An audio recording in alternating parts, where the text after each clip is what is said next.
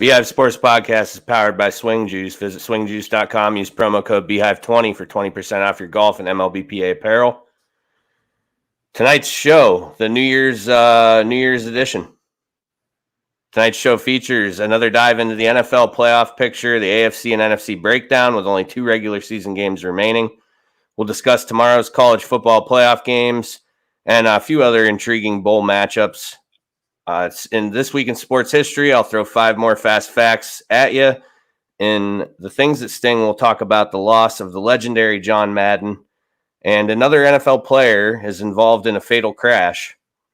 In My Hive, we are joined by Brian Hagberg. You may have heard his voice on the show in his ad that he has. He'll be joining us to go over the My Hive mailbag question, which was, what were the greatest sports moments of 2021? We'll review the year. Let's go.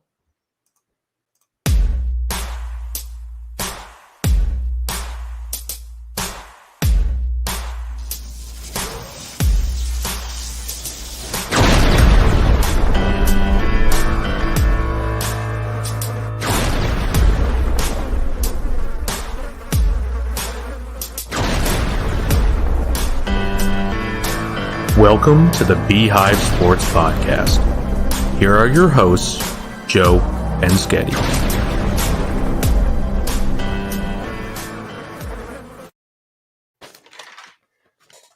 This week's opening segment brought to you by Napoli's Pizza. Hungry watching the game? Call Napoli's at 814-723-7455. Open 7 days a week, 11 a.m. to 10 p.m. Located in North Warren. Pickup or delivery available. We're in the Warp Week.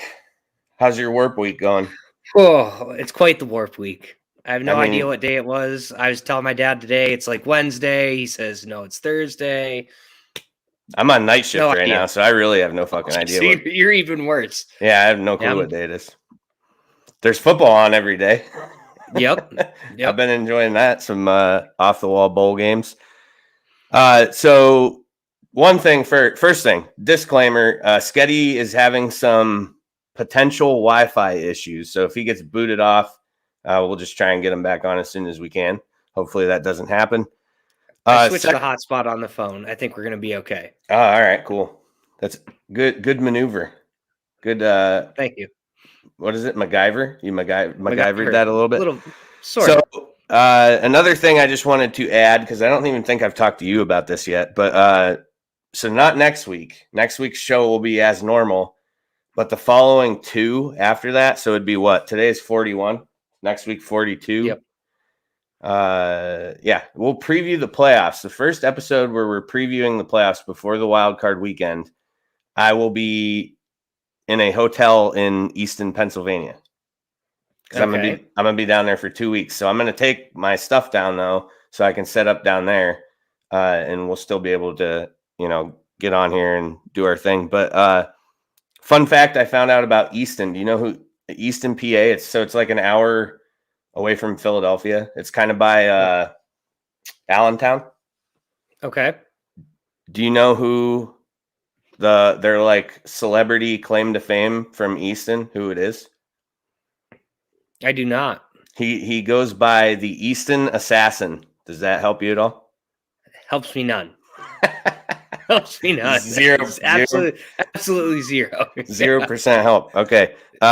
Larry Holmes, former pro Larry Holmes, okay. heavyweight champ. Yeah, the Easton Assassin. Yep. So, all right, we got a good show today. Big story with Madden, obviously passing away. We're going to get to that and the things that sting.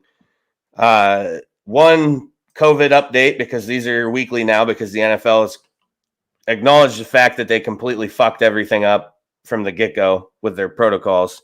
And the only change this week, though, is the quarantine time. So now 10 days it was, CDC says, no, 5's good. So now the NFL has adopted that. And I think the Bills actually had Beasley and Gabe Davis were the first 2 to zip right back on because of the new change. So if they have to be asymptomatic, I think that's the rule. Yeah, asymptomatic. Yeah. Asymptomatic players who tested positive only have to quarantine for 5 days. So that's you love to see it 2 years into this thing. Great call. Dude, we got comments coming in already from Darren's roasted himself. Darren Francisco. Did you guys know Joe Montana was drafted by the Bucks? He meant to say Steve Young, and then he said, "I can't even roast myself properly." All right, Darren, take a time out. It's early in the show. You got another hour and a half to figure the whole thing out. All right, so let's get into playoff talk. Like we did last week, it's going to kind of be similar. The breakdown, how we did it last week. The Jags, Texans, Jets remain the only three teams who are out in the AFC.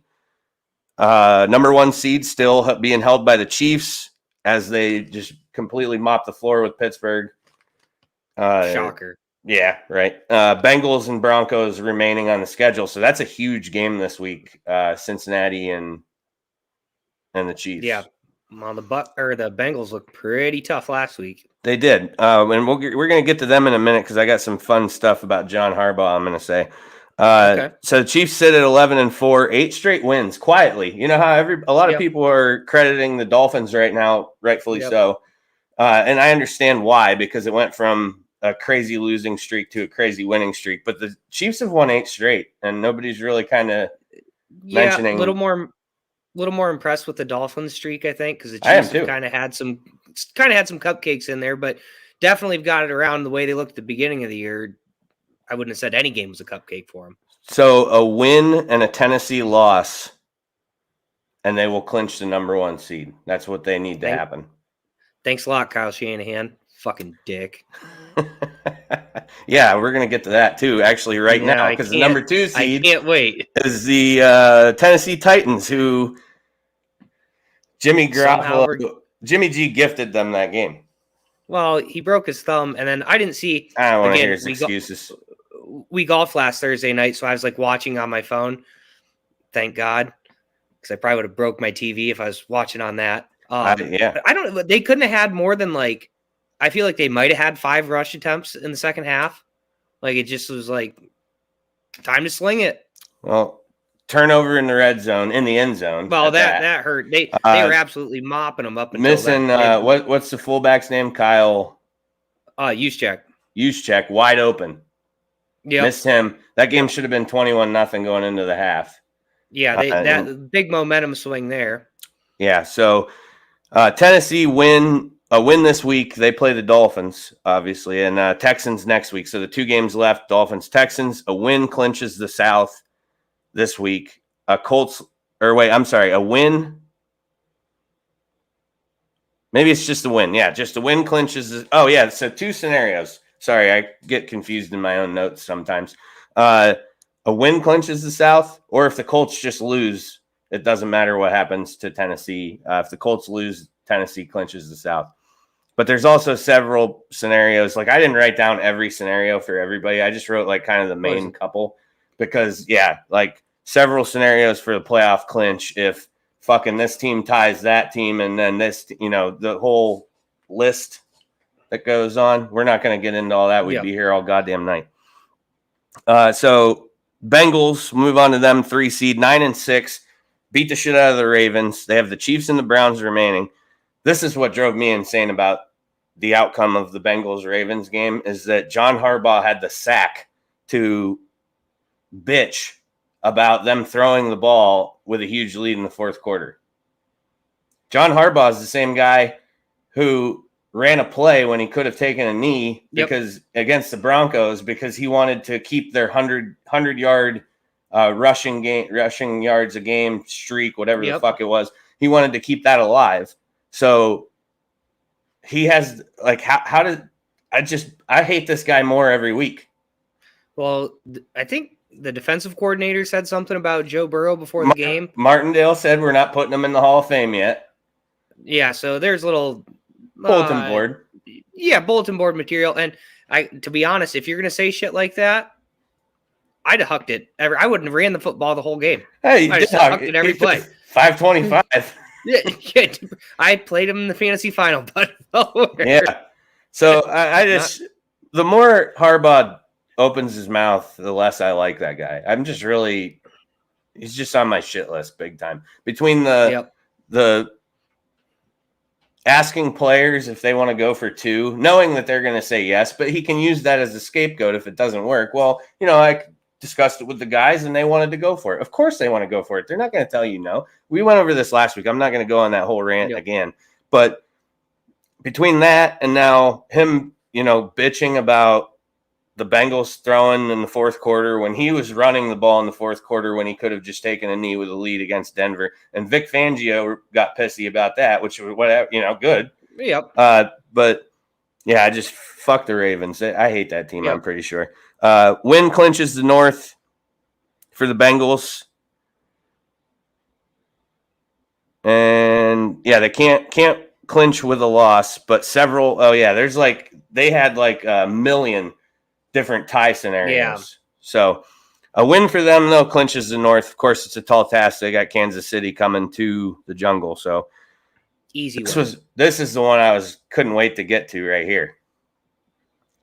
The number 4 seed, current leaders of the AFC East, the Buffalo Bills, handle the Patriots as they should. They got the Falcons and the Jets left. Bill Belichick, fun fact about the game, which most people probably saw this because it kind of made its way around, but Bill Belichick in his 392 games coached as a New England Patriot coach, it is the first time he has never forced an opposing team to punt one time. No punts. Yeah. Punter got paid just to hang out that day. Yep. Pretty good gig. Allen and Ryan Clark. Do you listen to Ryan Clark at all? No. I like Ryan Clark. A while, but yeah, not recently. I like him. I liked him before. I'm not just saying I like him because of what he said, but I agreed with what he said.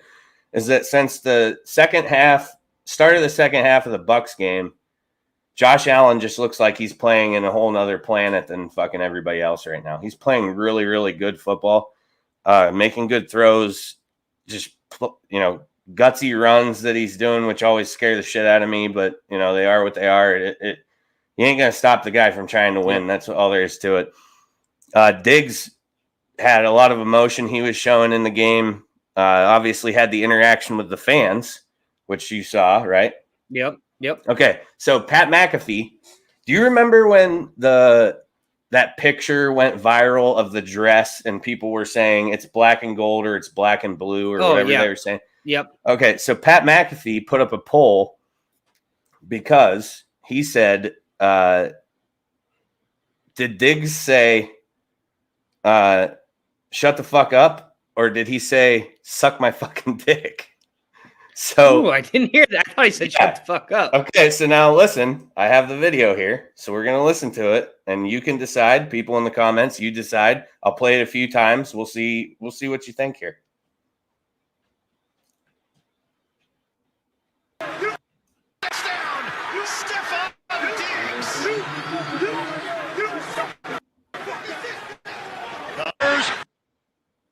It's a little choppy. Probably a little internet lag. Let me try it again here.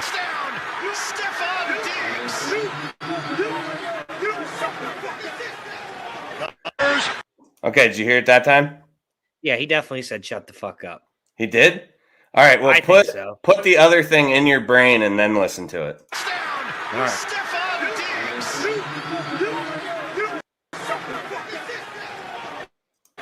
Ooh, it may be. Possible. Yeah. Possible. Right. So I don't know where we're at here. I got a couple people. We'll get to the first comment first. Josh Anderson, who I duped into watching us tonight because he said he was laying around in his brand new Crocs that were they're like insulated with fur or something. It was a funny post he put up. He's like, I'm not doing anything but laying around in Crocs. I was like, well, watch us while you're laying around in Crocs. So he says, I swear I heard suck my dick until I saw it again on TikTok. Now I'm torn and I think it might be shut the fuck up. It could, yeah, I don't know. It sounds like both to me. And that was what I initially thought. And then when McAfee put up the poll and I watched it a bunch of times, it was really confusing. Joe Colosimo, pretty sure he said Honorati sucks. That also is a strong possibility. I think I heard that a little bit. Thanks for joining us, Joe. It's about time. Now we'll have to figure out a point in the show where we're going to make fun of you ruthlessly. My favorite sports moment of the year, Joe Colosimo. That one time I didn't shank a chip. Save all those. Save all those for my hive. All right, so back to the Bills. Win and a Baltimore loss gives them a playoff berth, and obviously everybody knows at this point who's been following that division or the AFC in general, they are in the driver's seat for the East. They have to win out. So they got the Falcons, Jets, 2 winnable games. My fear is another Jacksonville performance, but I'm hoping that this team just has found something now, like I said, since that second half of the Tampa Bay game. I listened to a lot of their player interviews the other night. Jordan Poyer, can't remember who else Diggs and a few other guys, but they were saying how they really think it just kind of woke them up. And obviously a talented team. We know what they, roster-wise, good coaches. So we'll see what happens. Colts coming in at the 5 seed, beat the Cardinals. Which the we'll get to them in the NFC, but I think the Cardinals are fraudulent as all hell. Yeah, I agree. They're really falling apart. Finally becoming the team we all thought they were. Well, you get all these old veterans, and they all end up hurt. I mean, AJ Green played the whole season so far.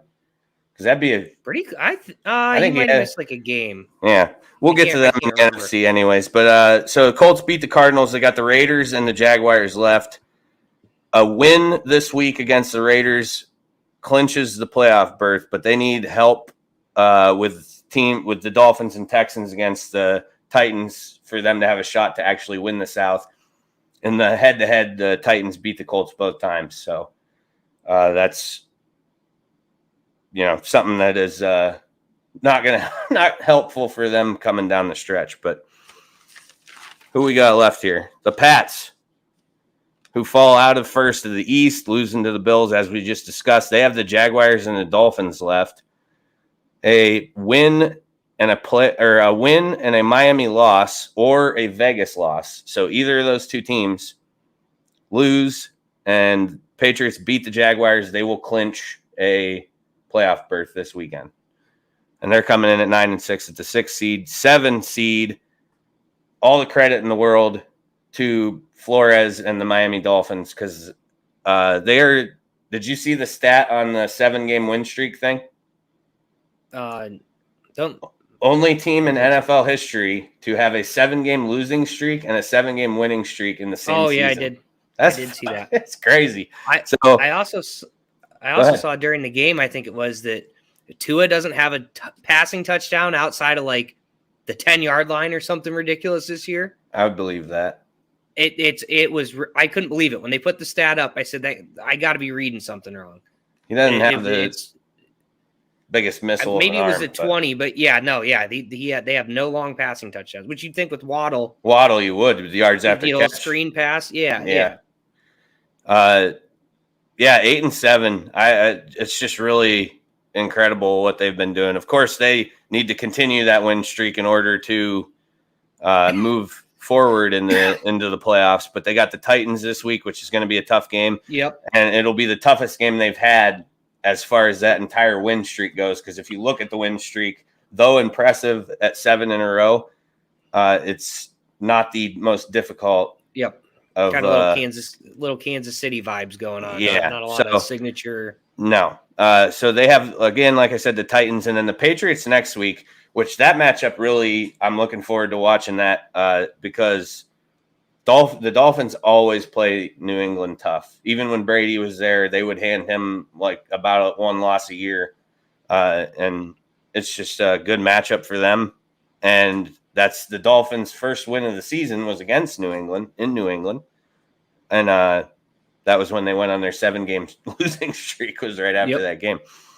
So quick look at the bubble teams. Chargers at 8-7, lose to the Texans. They have the Broncos and the Raiders. A lot of these teams I'm about to list play each other. Raiders at 8-7 just beat the Broncos. They have the Colts and the Chargers. As I said, that's week 18. Ravens 8-7, lost to the Bengals. They have the Rams and the Steelers. That's the team who I know I know it's probably difficult for me to say to you because it might upset you a little bit, but I'm cheering for the Rams pretty hard this weekend. Well, the Rams, are the Rams locked? They're locked in anyway. They're locked in, yeah, but they haven't clinched. So I hope I'm happy. Let them win some games so the Niners get them in the first round. We got an easy way through to the second. So get them 2 weeks in a row and 2 weeks in a row. Oh, the amount of shit I'm going to talk to James is going to be, probably something no one's ever seen before. And he really enjoys it when you do that too. So I know. Where are we at here? So Steelers 7-7-1. Lost to the Chiefs, and they got the Browns on Monday Night Football this week. Big Ben's last home game. That's what they're saying. And then Ravens would be Week 18, which I read today. He took his first snap when he came in for Tommy Maddox at the same stadium that he might take his last snap. Is that M&T or whatever the fuck it's called down there in Baltimore? Yep. Browns 7-8, still hanging on. This is all. I mean, we're getting into the teams here that it's mathematical dream. Need a lot of help. Yeah, you're looking at really backing your way into the playoffs at this point. They lost to the Packers. They got the Steelers Monday night, as I just said, and then they got Cincinnati, who is probably still going to be playing for something in Week 18. Broncos 7-8, lost to the Raiders. They got the Chargers and the Chiefs left to go, 2 divisional matchups. Back to the Browns real quick. Did you see the tweet John Johnson put out during the game against Green Bay? I did not. I didn't write down exactly what it said. I just put John Johnson tweet, of course. But he said something along the lines of keep running the ball or stop throwing the ball or something like. I think it was keep running the ball. Mm-hmm. Well, doesn't have much faith in Baker. They should have, from the looks of things. He looked bad. I didn't see a ton of that game because it was Christmas Eve, Christmas Day, Christmas Day, and I may or may not have just drank myself away for a couple days after that Niners loss. It's a good and by choice. May or may not, I mean I definitely drank myself away for 2 days. You drink to forget. To flush that one. Didn't work. No, yeah. I mean, we've all been there. I think I did that after the playoff AFC Championship last year. But anyways, Baker was so bad that he caught the attention of what's the dude's name? Rainn Wilson, who plays. Dwight. Dwight. Yeah, Rainn Wilson. Yeah. Dwight tweeted about him. Said he believes that Baker Mayfield may have more commercials than touchdowns. It's got to be close. Yeah, so it's got to be close. Couple comments here relative to the AFC. Darren Francisco, Colts fan. Imagine praying for the Dolphins and Texans to help your season. Sadly, me and Darren have this. We have this in common because I need the Niners to beat the Texans this week, and I needed the Dolphins to beat the Saints Monday night. Yeah, so, I mean, that was where my life was at. The very few times, and during the drought, the Bills' drought, in the very few seasons that they had an opportunity where they were in the hunt, but they never made it, of course, but they were in the hunt, I found myself in some scenarios where I was cheering for teams that I had to take a shower afterwards. I felt dirty. Yep. Yeah. So just take a shower after the game Sunday, Darren. And shower beer always helps also. All right, where are we at? NFC? Yep, this is a lot clearer. Lot more, yeah, definitely. All right, so we start that off with the Packers, obviously. Beat the Browns. They got the Vikings and the Lions to go, sitting at 12-3, 1 seed with a win and a Dallas loss or tie. So they can actually lock up their bye week early, but they need a little bit of help to do that. Yep. Cowboys sitting at the 2 seed, 11-4.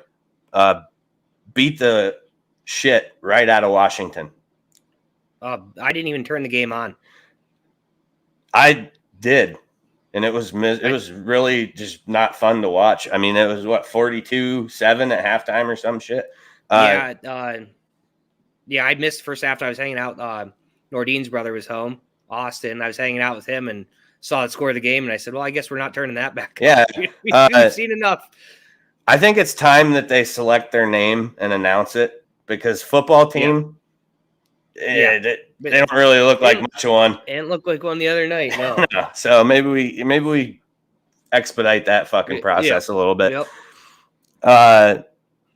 Cards and Eagles they got left. That's going to be an interesting matchup this week, is the Cowboys Cardinals, because that's seeding and playoff implications there. 11-4, like I said, they already clinched the East, so they're playing for seeding at this point, trying to chase Green Bay.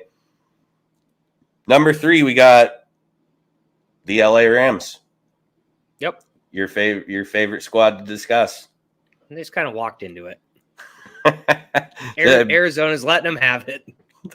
Yeah, they are. 11-4 Rams beat the Vikings this week. They have the Ravens, as I said, in the AFC playoff picture, which I'm cheering heavily for the Rams to win that game. I just don't want the Ravens in the playoffs. I hate that team at this point. Plus, they're going to lose the next week to the Niners. Week 18 Niners. They really need it. I can't wait for the show before. Next week's show is going to be a lot of fun. It might be a must-win for the Niners to get in. So be playing hard. Yeah. Has Debo ever lost to the Rams? Nope, he has not. Doesn't know what it's like. So, number 4, we got the Bucks. Beat the Panthers this week. They bounced back after that shitty loss against the Saints. Jets and Panthers remaining pretty cake. I mean, they just beat. So they got the Panthers 2 out of 3. Jets this week. They clinched the South already, so they're playing for seeding at this point too. And at the 5 seed, the Cardinals, as we discussed, just not looking great. Dropped to 10-5 after, what were they, like 7 or 8-0? 7-0? They were like, I think they were like 9-2 at one point. Something ridiculous. Yeah, they've had a rough patch here over the last month. They lost to the Colts this week. Got the Cowboys and the Seahawks remaining on their schedule, so it doesn't really get any easier. I mean, I know the Seahawks suck, but that is one of those divisional games that I don't know. Anytime you have Russ Wilson, you can't really be counted out. Yep. So, yep. They had already clinched a playoff berth, though, so they're basically heading up to try and still win the NFC West. Number 6 seed, 49ers. I'm shitting myself about this, man. I'm really, really shitting myself. Like last week, I thought they were a shoe-in, and I still think, they're going to make it unless they'd have to go 0-2. And I still think there'd have to be some other stuff to happen for them to not make it. But you got Jimmy G with the thumb injury, so you either got Jimmy G with the bum hand or Trey Lance starting against the Mills Mafia this week. Mills Mafia. The Texans don't look like that guaranteed win that I thought they would be. Vegas seems to think differently, though. I hope Vegas is right. I don't know what they're smoking out there, but 12.5-point favorites Niners are. Yeah, I'm a little nervous. And then you got the Rams, who, I make a lot of jokes about them owning them, but hopefully the Rams are just resting guys because they got the division locked up. It's definitely a possibility. Yeah, you have a playoff berth clinch, though, if they win and the Saints lose this week. Yeah, because there's something screwy with the 3-way tie that gives it that Saints, locks in the Niners at 9-7 or 9-8. Yeah, huge win by the Dolphins on Monday night. I was asking Lobdell for a jersey to wear. That's full Miami fan for the night. I kind of saw that one coming when Ian Book was announced as starter. I didn't think that was going to go well. Eagles coming in at 7 seed, which we actually talked about this last week, right? Wasn't it? We said we both agreed that the Eagles had the easiest path to make the playoffs. Well, they're now in position, so it's a matter of keeping it. They have Washington and Dallas left to go. They're sitting at 8-7. They clinch a playoff berth with a win and a Vikings loss. So they need some help from Green Bay. And one win and a loss, and they're in as well. So I think that would, if all these scenarios went as they should, you're looking at the Vikings 7-8, Falcons 7-8, Saints 7-8, and somehow the Skins are still in it at 6-9. Yep. Whoever figured out that math deserves some sort of fucking award, because I don't see. would every team have to? Would it be forfeited? What's the? I don't. How do they work their way in? I didn't even look at it because I think it would have hurt my head. I think these other teams would all just have to lose out. The Skins have to win out. Then I don't know who they get in on the tiebreak. Yeah, it must. Yeah, and they have the Eagles and the Giants left. The Skins do so. Saints, Panthers, Falcons, Bills, Saints, and then the Vikings have the Packers this week, the Bears next week. So those are the bubble teams who are just looking for a way at this point, just trying to find a way to get in. So based off of all of this, though, and that wraps up the playoff picture. We have this week should show a shitload of more clarity in what we're going to be talking about for next week. I think that list of eliminated teams grows immensely after this week. I'm just excited. It's going to be an interesting last 2 weeks here. There's still a lot of teams still in the hunt. The AFC, I think, is just wide open still right now. I'm really excited. Yeah. Even as an NFC fan, I'm more excited for the AFC playoffs just because I think there's no gap between the Chiefs and whoever's going to get in is like the 7 seed, whoever battles it out and wins that. It's right. It's going to be wild. Brian Hagberg says, can we sue Washington for false advertising since they continue to call themselves a football team? That's what I'm saying. Yep. It's time that they adopt their nickname because football is the farthest thing from what they are good at. Well, we're saying that now until some crazy stuff happens and they get in. The playoffs, and mathematically, somehow it could happen. So we're going to slide into some quick college football playoff talk. Games are tomorrow. Bama, Cincinnati, 3:30. Georgia and Michigan at 7:30. New Year's Eve, which I think that's kind of cool. I like that they that's happening on a holiday-ish night, so that'll be cool. But who you got? I really think it's going to be Bama, Georgia. That's what I'm pulling for Michigan, but I just feel it's going to be Bama, Georgia. I'm going Bama, Michigan. I hope you're right. I hope it's Cincinnati, Michigan. That would be awesome. I don't think it's going to happen, but that would be awesome. Definitely. I mean, I don't want to say definitely, but I would be extremely shocked if that does take place. Yeah. I think that game's pretty locked up. I didn't look at what the line is on it, actually. I haven't either. Nope. Anybody in the comments want to run that for me? Oh, we're back on Washington. Darren says they're still technically the best football team in the league. It's because they're the only football team in the league. Yeah. They can have that title because they suck at the actual sport. Yeah, I'm going Bama, Michigan. I actually just put in a wager today on Bama Michigan on the money line because I think that team's playing some inspired football. Georgia, showed a little weakness there in the SEC championship, and we'll see, what takes place. So one more prediction that we have here in the comments. Fauci is gunning for that trophy. Not yet. It is a possibility. We're getting we're under 24 hours before he makes his move. So a few other notable bowl games that are New Year's Day. Penn State and Arkansas play at noon.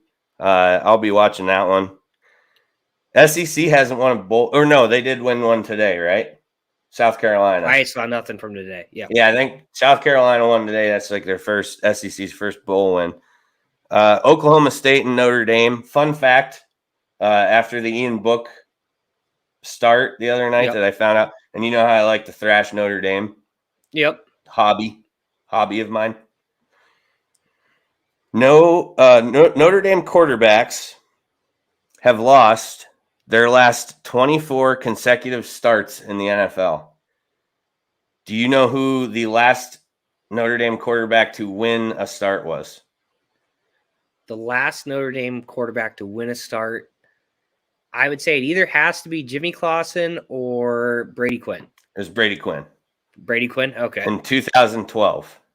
I wasn't sure if Clausen got one in there someplace. So 20 Panthers. I was like, I was surprised that there was 24 starts since 2012. Who else? Who am I missing? I'm not. I couldn't think anyone off the top of my head. So Clausen never won one. And I guess that's what I assumed that he. Maybe a handful of these are also Brady Quinn losses after that win. Yeah. But I don't know who the hell else it would be after that. I can't think of anyone. Oh, DeShone Kizer. Yeah, there you go. Okay. Good call, Hagberg. He could have been more than a couple of them. No. I wouldn't think. Yeah, I forgot. Where was he Kizer. at? Cleveland, and then he went to Green Bay, but he never got a start up there, did he? Yep. Maybe he started a game up I there. I don't think so. Huh. Yeah. Well, for Darren Francisco, because he is a loyal listener, I'll put this up there, even though I completely disagree with it. Go Buckeyes, he says. Their game is also New Year's Day. And who they play? I didn't write that one down. No idea. Darren's going to have to help. Darren's going to have that one here in 2 seconds. 2, 1. Oh, back to Notre Dame. Yeah, saw the post. Kaiser's responsible for like 17 of the losses. Oh, and shit happens in Cleveland, right? I can't believe Kizer started 17 games for the Browns. I can't believe that. I feel like it would have. There's no way he was in waves though. Well, maybe in wave. Like I don't remember him starting that many games. Although the Browns are really bad for a little bit. Like I just feel like that's way too much. Yeah, well, they took a lot of L's there from 2012 to 2018, 19. Yeah, maybe. Ohio State plays Utah. Go Utes. Go Utes. Urban Meyer coming back. What else we got here? Oh, the last thing in opening. Shohei all day wins AP. Oh, I didn't put it in there, but it's male athlete of the year, which I'm surprised they still throw those labels out there. It's a little gender assuming, don't you think? I would, never assume his gender. Right. So Shohei all day wins the AP male athlete of the year. This has to be, I haven't seen it yet, but I would assume Stephen A. Smith's going to have a meltdown about this, right? Well, I'm because sure. Do you recall what I'm referencing when he went on his rant about how Shohei Ohtani struggles with English and he is the face of Major League Baseball, and it's ridiculous that the face of Major League Baseball can't speak English. And thank God it was Stephen A. who said it. Right. Because if it was Peter Gammons, he'd be fucking kicked Skip right Bayless the fuck out of ESPN. Yeah, they'd be booted right into ESPN for sure. So that's it. That's all we got for opening. We're going to slide into This Week in Sports History after a quick break. This week's opening segment is brought to you by Napoli's. Hungry watching the game? Call Napoli's at 814-723-7455. Open 7 days a week, 11 a.m. to 10 p.m. Located in North Warren. Pickup or delivery available. We'll take a break. Be back here in a minute and a half. Hungry? Watching the game? Order some Napoli's Pizza, voted the best pizza in the Times Observer Reader's Choice every year. Homemade, hand-tossed, delicious hot pizza, stromboli, salads, subs, and so much more. Located in North Warren, come on in or call 814-723-7455 and ask about our specials. Pickup or delivery available 7 days a week, 11 a.m. to 10 p.m. Again, that's 814-723-7455. Hi, this is Brian Hagberg, and I wanted to take a moment and tell you about our new website, YourDailyLocal.com. Your Daily Local is your new home for news, sports, and events in Warren County and beyond. Our goal is to cover the people, places, events, and happenings that matter to you in a variety of ways, including writing, video, and audio. And the best part? All of our content is available for free. Head to YourDailyLocal.com to get the news you need when you need it.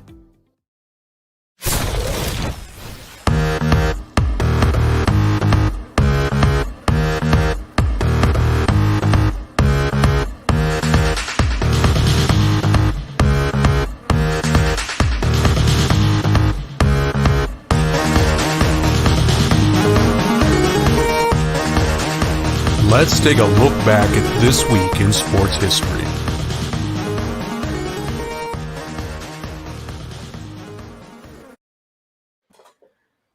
This Week in Sports History is brought to you by Your Daily Local. Visit yourdailylocal.com for the news you need when you need it. 5 fast facts. Before we go into 5 fast facts, I was going to say Hagberg is correct. 15 of those losses were DeShone Kizer. His rookie year, he started 15 games and won 0. Was that one of their 0 for years that they didn't win? Yeah, he was 0 for 15, so I'm assuming they lost the other game. I want to know who started that other game. I wanted to know how I don't remember him starting 15 games for the Browns. Did you watch any of them? Oh, for sure I had to watch them with the guys. I have no idea. I don't know how I blacked that out. Bad easy to do. I bet you a lot of Browns fans blocked it out too. Yep. All right, you ready for your 5 fast facts? Yep. Okay, we're starting out in 1919. The Yankees and Red Sox reach an agreement to move Babe Ruth from Boston to New York. They sold him. He wasn't traded. I mean, I guess they call it a trade. They traded a player for cash, but there was no other exchange. It was for $100,000, $25,000 up front, $25,000. So 1920, 1921, 1922. That equates to $1.6 million today. Well, so still, that's kind of a smoking deal. Oh yeah. Well, it's a good thing who ever fucking lived, right? It's a good thing you can't sell players anymore because Colin Kaepernick would be having a freaking field day with that. Yeah. I didn't even actually think about sell Aaron Rodgers to the 49ers. Is that what you want to happen? Oh, jeez. At this point, I don't know, man. But anyway, yes, Babe. 1964.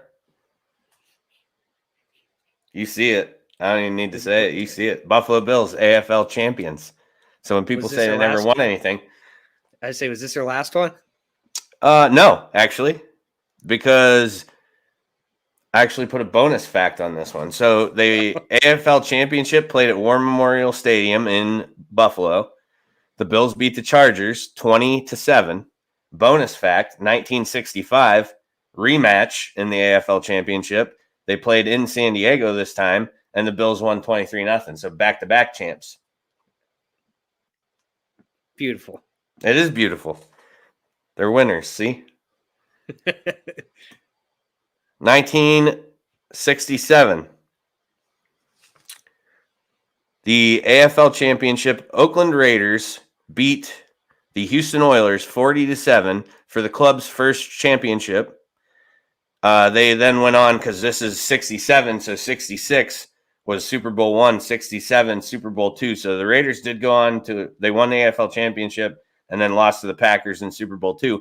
Yep. The reason I put this one on here, the relevance, is in 1967, the Raiders hired one John Madden to become their linebackers coach. So that was his first season with Oakland. But he was the linebackers coach at that point. Yep. Obviously went on to be the head coach later, but read through that one. I thought it was relevant to what we're going to talk about in the next segment, the passing of the legend of John Madden. Number 4, 1991. 9 people are crushed to death at a hip-hop celebrity basketball game, which featured Heavy D and Puff Daddy in New York City. Just before the event started, the crowd rushed to get into the venue, broke through a glass door. When they get through the glass door, there's a short set of stairs that go down to the gymnasium. At the bottom of the stairs was swinging doors, but only one of them was open.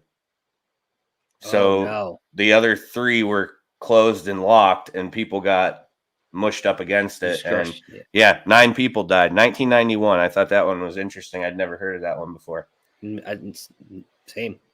So wrapping up the 5 fast facts, 2008. The Lions lose to the Packers 31-21 to become the first NFL team to go winless in a 16-game schedule. Soon to be followed by DeShone Kizer and the Cleveland Browns. We learned that tonight. Bonus fact. Bonus fact. We did learn that tonight. All right.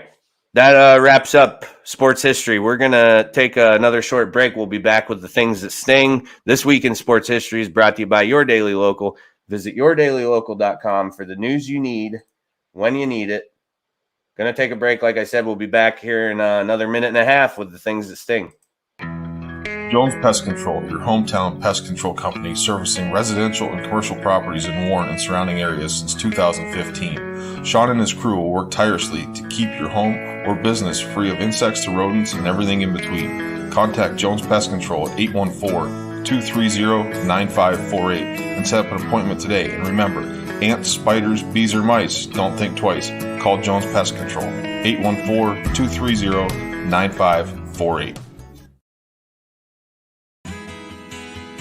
Checkout means sales and services with 2 locations on Warren's east side. Their garage at 800 Lexington Avenue not only services cars sold by Means, but has knowledgeable staff and modern state-of-the-art equipment waiting to serve their hometown of Warren. Whatever you need, including alignments, tires, brakes, yearly or enhanced PA inspections, oil changes, and much more.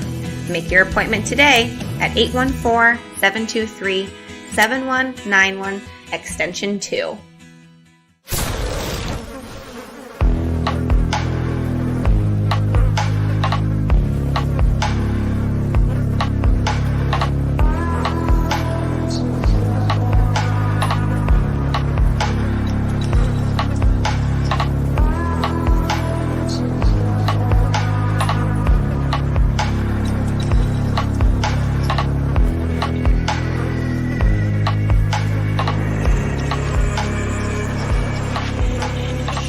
It's now time for the things that sting. The worst stories in sports, according to Joe. This edition of the Things That Sting, powered by Jones Pest Control. Ants, spiders, bees, or mice, don't think twice. Call Jones Pest Control at 814-230-9548. That's 814-230-9548. We had some comments from Sports History that I neglected. One of which I'm glad I did, but I'll put it up here anyways because I'm a fair sport when it comes to this shit. Darren says, you know what else the Bills did back to back, and then promptly apologize. So I appreciate the apology, Darren. I'll let it go this time, but it was hurtful, just so you know. Right there. In my heart. Joe Colosimo threw a fact up for us, said, here's a sports fact I heard today. Nicholas played in all 40 majors in the 70s and finished in the top 10 35 times. That's pretty damn good. It's a pretty good run. Yeah, I mean, he's the man, the golden bear. Yep, that's correct. All right, so we're in things that sting here. Obviously, starting out, John Madden passes away at 85. He died Tuesday morning unexpectedly, and the cause has not been detailed to the media. I put up a post about it because this totally caught me off guard, but it's crazy. He made it to the release of his story, the All Madden special that was aired first time on Christmas Day. This dude just was a guy who's been able to, relate with generations and generations of fans. So it was really a sad loss that happened. But the timing of it is it's one of those things that just kind of fucks with my head a little bit. It's crazy that, he was waiting. Sad. Yeah. I think it's sad because, there's probably a whole generation that just knows John Madden from his video game. Right. I'm old enough to remember, John Madden and Pat Summer all calling games. Yep. And then, coach of the Raiders back in the day. I don't even know what level football he played. I could not tell you if he was an NFL player, college player. Yeah, I couldn't tell you that either. I just know him from my first knowledge of him. It was that he was a coach back in the day, and then a broadcaster, and then obviously, actually here we're going to throw this up here for everybody to see. Yep. All the Maddens. So what was it? This is 95. So that's 4, 3, 2. Yeah, 1990 about it started. Yeah. So yeah, I can't remember exactly, but yeah, it's well over 25 games now. And it's just crazy, because I remember Madden 95 is the one that I first remember. I played it on Sega Genesis. I used the Chargers a lot because they had Natron Means and Alfred Papunu, and those two guys were unstoppable in that game. I always use the Lions for Barry Sanders. Barry, or the Cowboys for Emmitt Smith. Always. Yeah, but it was I mean, this is back. We're talking when the game was literally like there was no play-by-play announcer in the game. It was just John Madden, and if there was a big hit, you'd hear boom. Like boom. The little ambulance used to come on the field. Yeah. It was just it was a kick-ass game. And I mean, it started back then, and then I can remember when we get into like Madden 98, 99, when I grew up in Starbrick, going to my buddy Josh Wolf's and me in California and Ty and Ryan Honhart, and we'd have just Madden tournaments. And as soon as we finished a Madden tournament, we'd start another one. Like it was just all night at sleepovers and stuff. It was just crazy. And then you get to, the evolution of the game and just how it progressed and with, technology and everything. But the last one I had would be 2019. Which one has I can't see him very well. Madden 20 would be the last one I have. The one that had Mahomes on the cover. Yeah. I mean, there's again, if you're talking about just the game, the probably 2000 through 2008 were like the primetime game. The game has kind of regressed now. That's what a lot of people say. Because they take things away and they put new stuff in that isn't as good. And EA's kind of tarnished it by making it, they make a bunch of money off of the online transactions and stuff. But like back in the day, it was a great game. You had all the franchise modes. They were pretty in depth, the player development. That they wasted a lot of time playing Madden. We had, I remember I played on a lot of Madden tournaments, and actually we did a franchise in college my freshman year.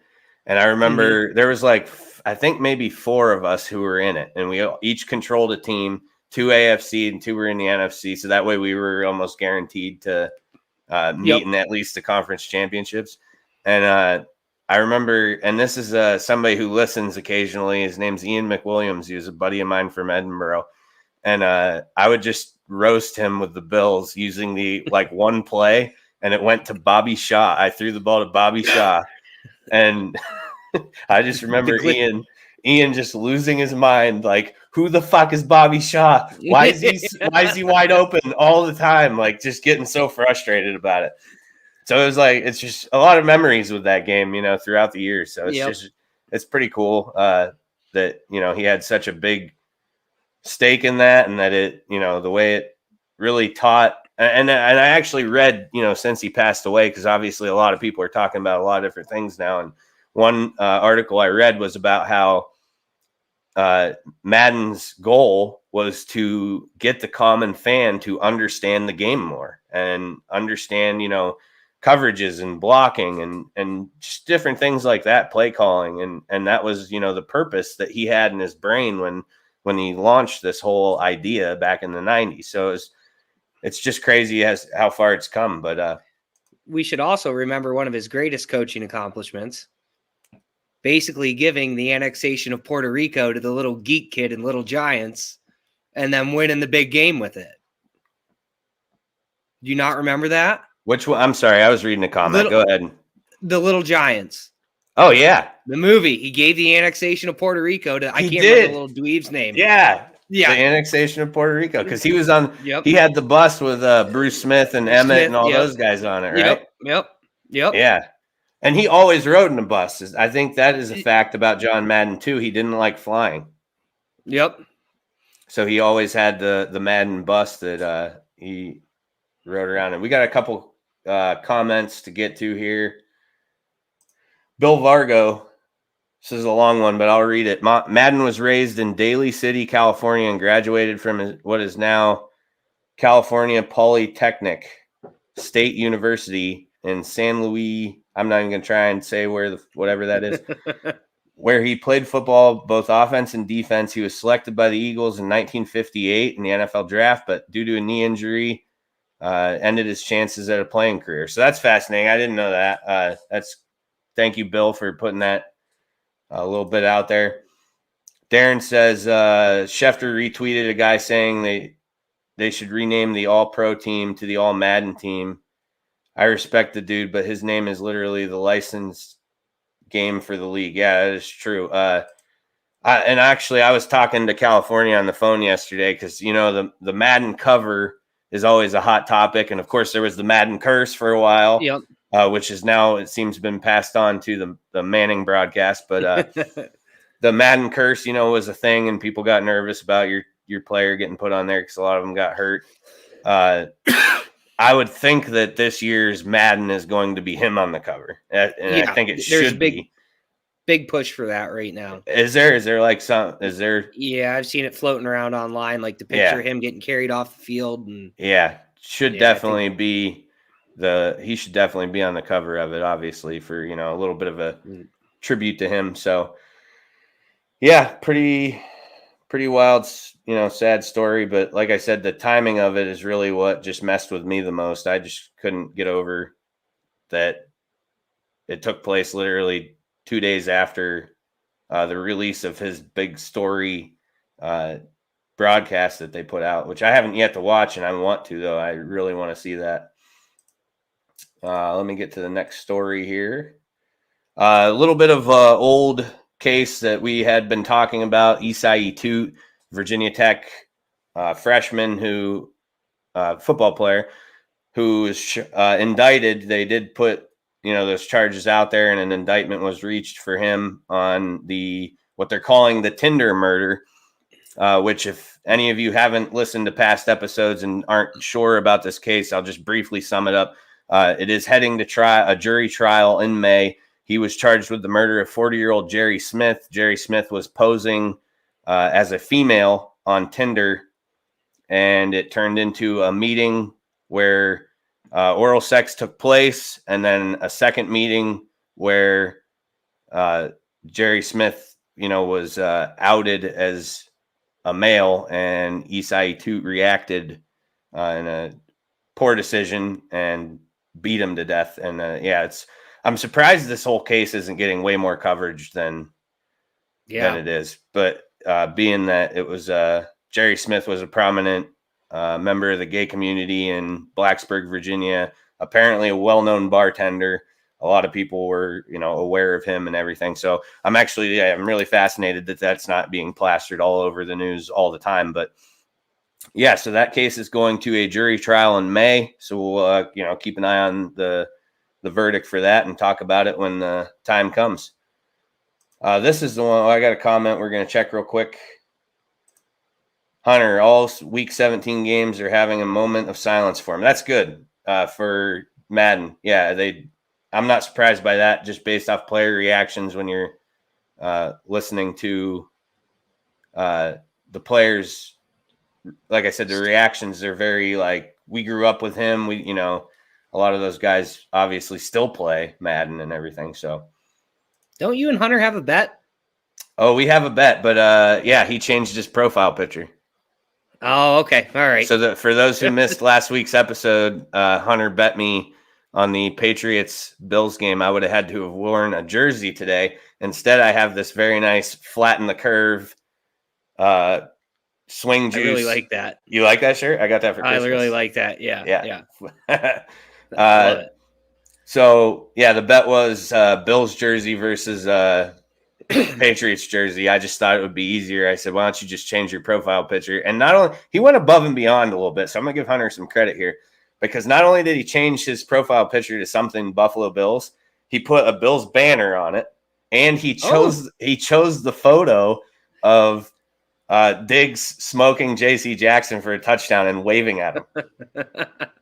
I was extremely high class move. Yeah, it was. Hunter, that was. I'm proud of you for that. I would have picked a picture of the wide right kick in the middle of the air, but that's Bills. I would have canceled the show today if I had to wear a Patriots jersey. All right, so we're moving on. This was the one I couldn't wait to put up for you. Bam! John Lynch's anti-Jimmy G tweet. He didn't mean it. He didn't mean it? Okay, well. He claims he didn't. He accidentally liked it.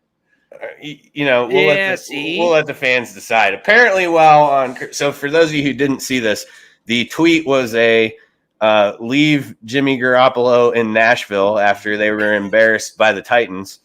And John Lynch liked the tweet, which caused a shitstorm on Twitter. The tweet, the apology here. Apparently, while on Christmas Eve Mass with my family, I accidentally and unknowingly liked a tweet. Never intended to, and remain a huge believer in Jimmy. That makes one of us, John. Merry Christmas to everybody. So he's a liar. Yeah, he's lying. He probably didn't mean he didn't. I'm sure he was looking at the tweet. I don't think he meant to like the tweet. Well, right, but here's what thought about liking the tweet. I don't think he's lying about liking the tweet. He definitely didn't mean to like the tweet. He's a smart dude. Yeah. What he's lying about is that he's saying he remains a huge believer in Jimmy G. Well, they drafted Trey Lance. Like, you obviously aren't. Yeah, you aren't a big believer. You already got his replacement. And the dude, how old is Jimmy G? He's got to be 30, just shy of 30. Yeah, so maybe. he's got plenty 6-7 years left in his career at least, right? Yeah. I mean, I still just think Jimmy gets too much hate. Like, allegedly the broken thumb happened at the end of the first half, or sometime in the second quarter there was a sack. Jimmy is not. He's not Patrick Mahomes. He's not Tom Brady. He's never going to be. He's not Josh Allen. He's not Josh Allen, no, but he's also not terrible. Like, he can, you just can't let him throw the ball. Like, you can't hand Jimmy the ball and say, hey, throw it 40 times and we're going to win. It's never been the case. I just don't get it. I don't get the hate what people think. He can do what he's supposed to do just fine. He should hit wide open fullbacks running buck naked down the sidelines. That he does tend to do that from time to time, but what quarterback doesn't? What quarterback doesn't? Yeah, I mean, I've seen Allen whiff on some shit. Yeah, it's just, I don't know why. I never understood the hate that Jimmy G gets. I just don't, again, he's not a superstar, but I mean, obviously they're going out. His health is more of an issue than anything. The guy can't stay healthy. I just, we got lying in the name of the Lord. And this, yep. This one's good. He hates Jimmy and Jesus since he's on Twitter at Mass. I saw somebody say that he was like, he further explained to somebody else that he was scrolling Twitter while he's at Christmas Mass. So yeah, I was kind of like, guy must not like church very much. I haven't been to Mass in years, but I can tell you it's long enough that I totally get the being on Twitter thing. I get it. I guess that's just boring. The wife probably makes him go. They got to go for the kids or something. And he's just like, okay. All right. What's happening on Twitter? Yep. Yeah. Hate on Jimmy. That's what's going on. Wow. Yeah, that was a fun one. I could not wait to throw that out and hear what you had to say about it. Yeah. Well, Jimmy's been really good right up until this Tennessee game. He played bad against the Seahawks, played bad last week, but he's had some really good games in between there. Yeah, he has. I mean, I am busting Jimmy's balls a little bit more than I intend to. I mean, I don't think he's horrible at all, but he definitely had a shit game against Tennessee because the opportunities that were squandered by him were costly. I mean, it cost him the game in my opinion. I think you go up 21-0, you're taking the wind out of the Titans' sails. They aren't a team that's built to come back from 2-3 possession lead. Yeah, it was a field goal game. You don't turn it over there, they win. Yeah, it's just I'm with you. Good. All right, probably the saddest, worst story that we do have for the week. Another NFL player involved in a fatal car accident. Deshazor Everett, who is a safety with the Washington. I'm just calling him Washington because they ain't a football team. Deshazor was the driver of a 2010 Nissan that was involved in a single vehicle fatal crash Thursday in Virginia.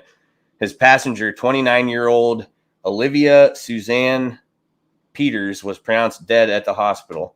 And I actually have a little bit of slideshow here with there's Deshazor.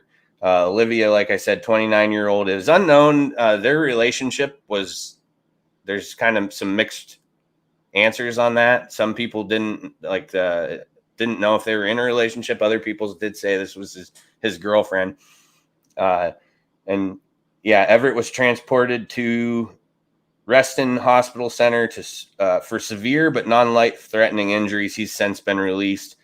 Debris located on the roadway 200 feet from where the crash took place. So it was a bad one. It was a rollover which struck trees. The vehicle left the roadway, rolled over, and as you can see the photo I have up, this is from the crash scene. You can see the tire tracks where he goes off the road. Yep. And I don't know the rest, but I'm assuming straight across, this off ramp here and into where the wooded area is. So linebacker Jamin Davis and cornerback Benjamin I don't know how to say his last name. I think it's St. Just. It's J-U-S-T. He's a cornerback for Washington.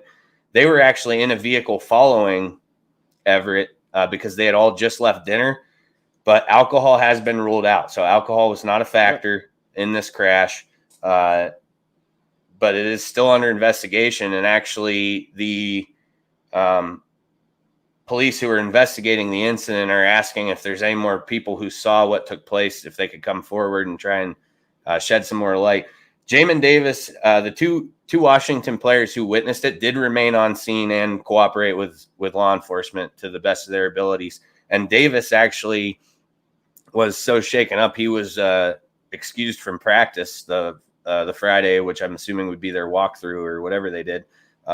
He was excused from it. So sad story, though. Another, NFL player that, kind of in the spotlight for the wrong reasons. Of course, this was an accident. There's, at this point, it hasn't been ruled that he did anything, malicious. This is not comparable to Henry Ruggs, but it is still a sad, situation that he has to deal with. And, the family of the 29-year-old female, Olivia Peters, is just crushed. I was reading some articles about their responses, and that, it's just heartbreaking. So last one we got, which I love. Actually, I don't love it. Brady was issued a warning for the tablet smashing against the Saints. The NFL or the Bucs? The NFL. Bucs ain't going to warn him for shit. Well, I didn't think so. He can do whatever he wants. I mean, AB's still playing there, isn't he? Yeah, it is a fact. That fair point. That is 100% Arians going to Brady and saying, so, yeah, we want him. Okay. Yeah. Well, yeah. Yeah. Yep. So issued a stern warning from the NFL for tablet smashing. This actually came from Brady's mouth on some podcast he gets on each week. I don't know what it is, but it ain't as good as this one. Yeah. So that's it. That wraps it up. We got one comment to get to here.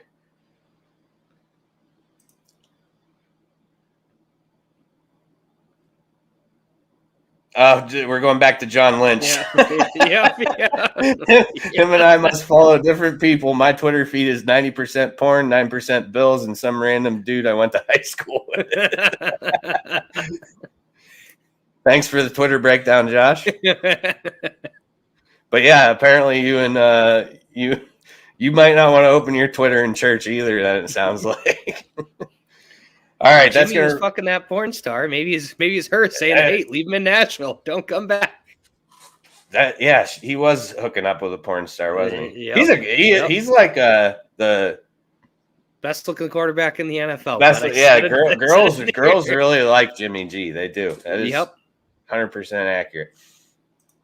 All right, so we take a break. We're gonna get back. This is gonna be the fun one. So. Everybody stick around for the comments in the next one because we're going to need all your thoughts on the most memorable sports moments of 2021, right? Isn't that what we're doing? Yeah. That was in the My Hive mailbag? Yep. This edition of the Things is Things, powered by Jones Pest Control. Ants, spiders, bees, or mice, don't think twice. Call Jones Pest Control at 814-230-9548. That's 814-230-9548. As I said, stick around. We got Brian Hagberg joining us here in a moment for My Hive.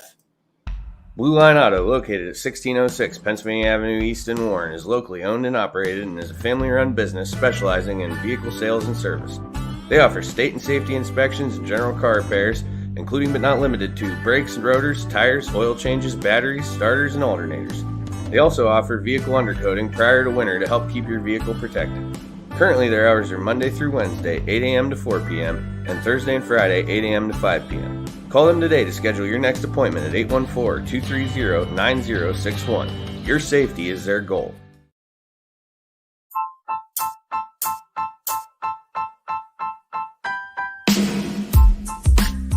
Hi, this is Ryan Klein, the host of the new pop culture podcast, Me, Myself, and Rye. You can find me on Spotify, iTunes, Apple Podcasts, Google Podcasts, and several other platforms. Special guests, breakaway shows, bonus episodes, cold beers, and a whole lot more. So what are you guys and gals waiting for? Subscribe now to the Me, Myself, and Rye podcast on Spotify or wherever it is that you get your shows and start listening today.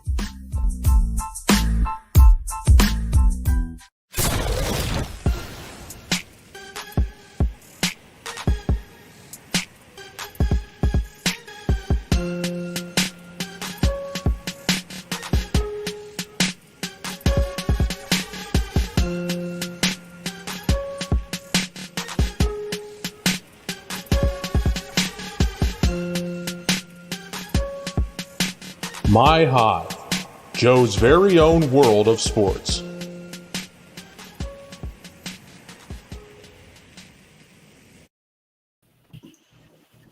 My Hive is presented by Blue Line Auto. For all your automotive needs, call Blue Line Auto at 814-230-9061 or stop by in 1606 Pennsylvania Avenue East in Warren.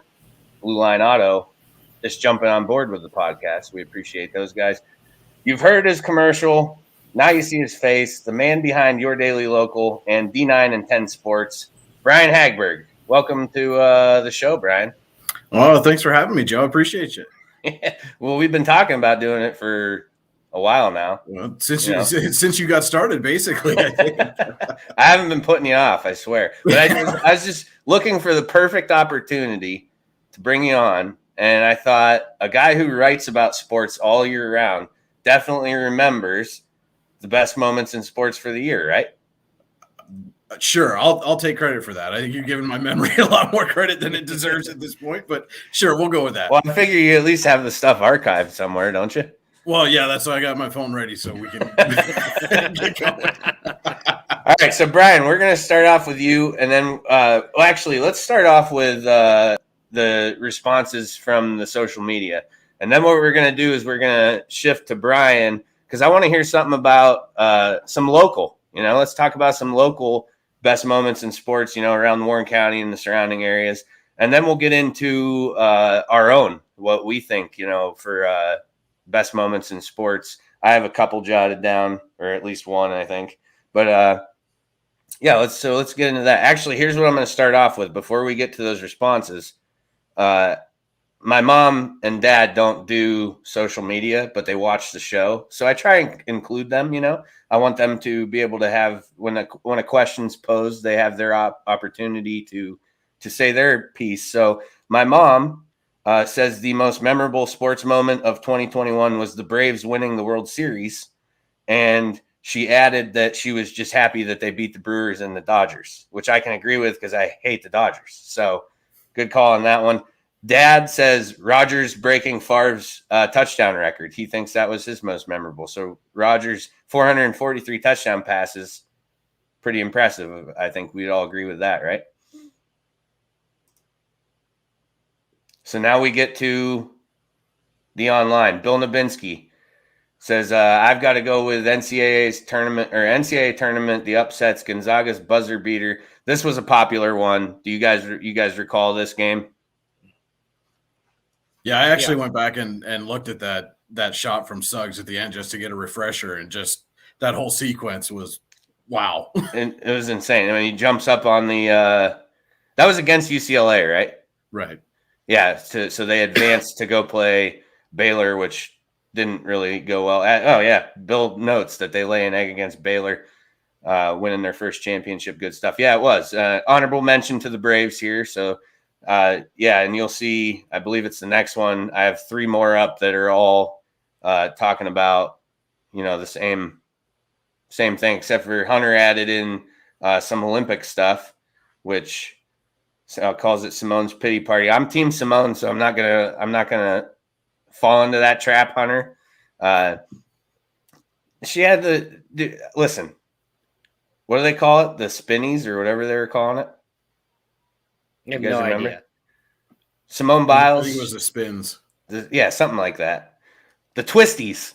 Twisties. There you go. Yep, that's what it was. The Twisties. Yep. So I'm not gonna be jumping off beams and bars and all that shit if I'm dizzy, right? Like that makes sense to me.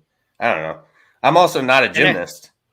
Everyone knows she's the best anyway. Like she's hands down better than the rest of those girls by far. So congrats on getting your gold when she wasn't participating. Yeah, she has nothing to prove to anybody.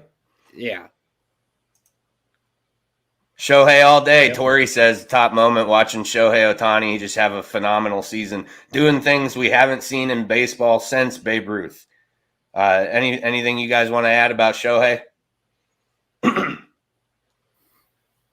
No, I don't. Bob Nutting has sucked the joy of baseball from my soul almost entirely at this point. So, I mean, you track what Shohei did, and it just, like you said, been 100 years basically. Yeah, since we've seen somebody do this at the major league level. Just unreal season for him. Yeah, it just cracks me up that like he'll has his outing on the mound. And then the next 4 days, he's just DHing. Doesn't rest, just hangs out, hits, runs the base. It's just what a phenomenal athlete. I really hope that he stays healthy and that we can really see what he produces throughout his entire career. Because I mean, even with Trout, Trout's arguably the best in baseball. Of course, I said earlier in the year that Trout's not even the best player on the Angels, because I think Shohei is better just because of what he brings to the table. It's just incredible. So hopefully he stays healthy. I saw that they are getting some pitching around these guys now, so the Angels might actually end up being scary here relatively soon. Mark Lay, my buddy from college, says Kurt Angle winning the Olympics with a broken freaking neck. Sorry, I'm stuck in 1996. That's okay, Mark. I mean, there's worse years to be stuck in. Yeah, definitely. Yeah, I could think of one that just happened. Yeah.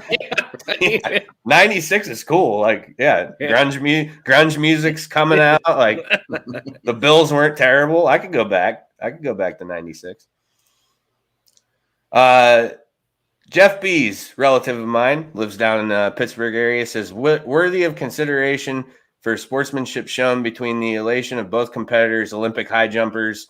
Again, this is where I will remove myself from attempting to pronounce these names, but they tie for the gold medal. I actually didn't even know that happened. Did anybody else know about this? Yeah. I remember that they were in a jump off, a pretty lengthy jump off. And the official actually went over to them and said, look, we can keep going with this jump off. And I believe it was Barshim was the one who said, can there be 2 golds? And as soon as the guy said it was possible, they were like, okay, no, we're done. We're taking both golds. Good enough. Yeah. So they're exhausted at that point. Yeah. I don't blame them. Yeah. Hey, I'm for it. Sounds good to me.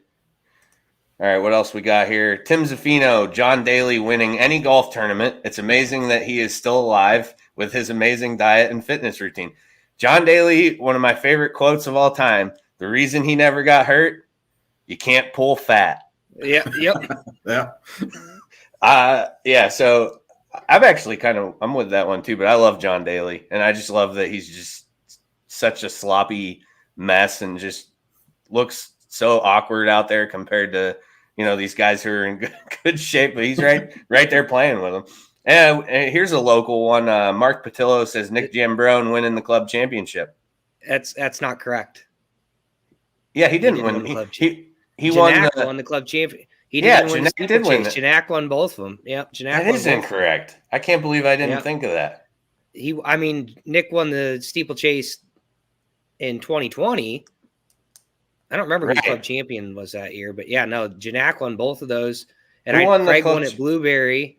So I don't even know. I don't even think it's he won Cable or something. Did Hank win the club championship in 2020? No. Austin? I think Stoddard. Yeah, Stoddard definitely won because I told him all year he was in my parking spot. I couldn't play. He got lucky. All right. Well, I apologize for putting that one up there. I completely forgot. It definitely was Janak, because Janak had like the summer of the lifetime at Conowongo. Oh yeah, he played amazing golf, and I mean I love Nick. That's just I love Nick too. Yeah, but that is incorrect. You're right. I saved the best for last. The pick 6 on Lamar in the playoff game. Thank you, Jimmy, for reminding me of this, because that was a great moment in 2021 sports for myself and several other Bills fans. All right. So we're going to shift gears here. Brian, give us a couple, 2, 3, whatever you want to do for local Warren County, best moments that we had around here. Oh, best moments. All right. Well, a lot of them were in March. So, I mean, right off the bat, Katie Beyer winning a state championship in swimming, right? It has to be the best moment of the year for Warren County. Right. First individual gold for Warren High School in 30 years since Seth Myers in the high jump in 91. And, they won gold in the 200 free, also took home a bronze in the 100 free. And then we had a couple of silvers. Ethan Finch at 189 pounds at a wrestling silver, and Jake Hogg in the high and triple jump, I believe, brought home a pair of silvers from state track and field championships. So, a lot of individual really highlight achievements this year for Warren County athletes, and backing up a little bit on Ethan Finch, not only did he get the silver, he became the first Sheffield wrestler to get to 100 wins. And he's going to be wrestling for Pitt. So just a really phenomenal 2021 for Mr. Finch. Pitt, Maine? Yes. Wow. And what? Yeah. So is he a senior right now? No, he is at Pitt right now. Okay, he's at Pitt right now. Yep. Okay. Wow. That's incredible. So that'll be fun to track and see how he does down there. Yeah, Warren's produced some D1 wrestlers. Warren County, it's not what Fellman was he the last one prior to Finch going D1? Well, so a couple of them went to Edinboro, didn't they? Well, yeah. So Edinboro, our alma mater, is a D1 program, and, right? Logan Jaquay and Joey Arnold are both. That's right. Right. That's right. Joey Arnold. That's right. So and then both last I saw were in the starting lineup for the last couple of matches for the Scots. They got they have a real good wrestling program. Yeah. And I mean, already those guys, cracking the lineup is pretty big for, I know people think it's Edinboro, but again, that's a D1 wrestling program up there. Yeah. Those guys are wrestling for them on a regular basis. Oh yeah. I mean, 2 of the kids who went there when I was there, Gregor Gillespie and Chris Honeycutt, are both featuring in MMA fights that are like televised and shit. Like those guys are moving on. And of course, Koscheck was gone before I got there, just barely, but just barely. But Koscheck, he had a stint in UFC. He was on the Ultimate Fighter show, and then so it's a good program they have up there for sure. Mm-hmm. Any other locals you want to note, Brian? I mean, sticking with the March theme, I happened to be on hand when the Warren girls basketball team won the District 10 championship. I mean, that was just a phenomenal game all around between them and Slippery Rock, and literally came down to no time left on the clock. Emma Ruhlman tried a buzzer beater, got fouled, knocks down 3 free throws, game over. They win it. And really, just like I said, just that game in itself, and the fact that COVID sucked, but that allowed that playoff game to be at Warren, so they got to celebrate really right in front of their fans and on their home court. I talked to some of the girls earlier, and they said that really just made it that much more special.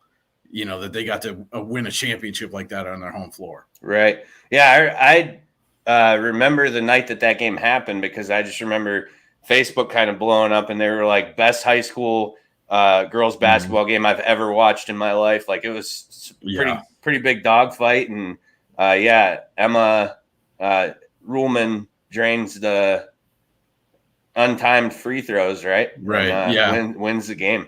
How that girl's got to have some fucking ice in her veins. Yeah. Well, it was funny because I talking to her right after the game. She said her and Riley Childress and Kelsey Stewart had actually talked about that exact scenario the night before. Really? Yeah.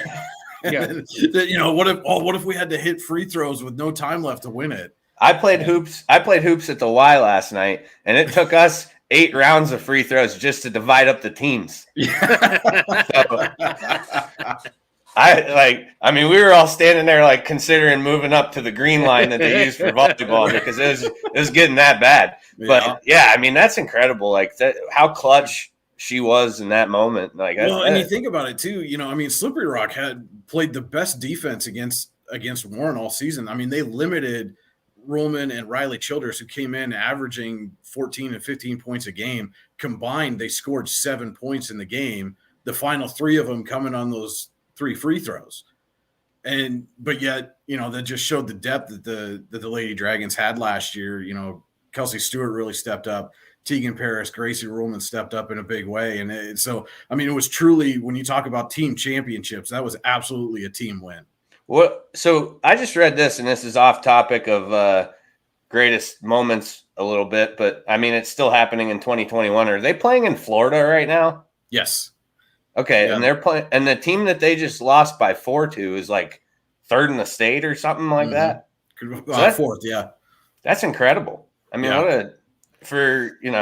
People write off small town athletics a little bit when you look at it in the realm of recruiting for Division I sports and things like that. But these girls are down there going toe to toe with the best Florida has to offer and lost by 4. Yeah. Really, really just phenomenal game. Real tough way for them to start off that tournament, having to play, top 5 team in the state. But that's what they went down there for, Right. And you see, I saw Prep and Villa were out in Vegas not too long ago, and some of the other schools, take those kind of trips as well. And if your goal is to be the best of the best, then you have to go find a way to play the best. And that's how you're going to get better.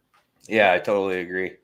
So, all right. Any other ones you want to discuss for local? You got all the time in the world. Don't. I'm not rushing you. Yeah, again, 2021 was just such an odd year. We really started the winter season. Usually you start in December, and because of that pause last year, the winter season didn't kick off until mid-January as far as games getting played.